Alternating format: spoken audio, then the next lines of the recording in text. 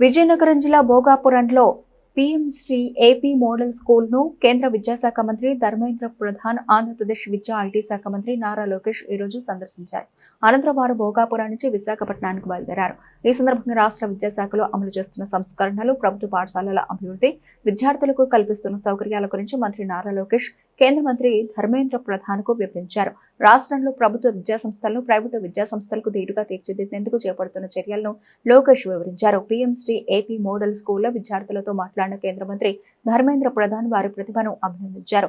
విద్యాశాఖ మంత్రులు అడిగిన ప్రశ్నలకు విద్యార్థులు ఆత్మవిశ్వాసంతో సమాధానాలు ఇవ్వడంపై ఆయన అసంతృప్తి వ్యక్తం చేశారు. పాఠశాలలో విద్యా ప్రమాణాలు, బోధనా విధానాలు, మౌలిక సదుపాయాలపై కూడా ప్రశంసలు కురిపించారు. ప్రభుత్వ విద్యా వ్యవస్థను బలోపేతం చేయడంలో ఆంధ్రప్రదేశ్ ప్రభుత్వం తీసుకుంటున్న చర్యలు అభినందనీయమని ధర్మేంద్ర ప్రసాద్ పేర్కొన్నారు.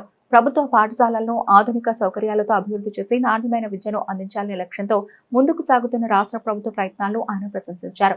అనంతరం మంత్రి నారా లోకేష్ మాట్లాడారు. పాఠశాలల్లో వంటగదుల నిర్వహణకు సంబంధించి రాష్ట్ర వ్యాప్తంగా ఒకే విధమైన విధానాన్ని అమలు చేయడానికి ప్రత్యేక కార్యాచరణ ప్రణాళిక రూపొందిస్తున్నామని తెలిపారు.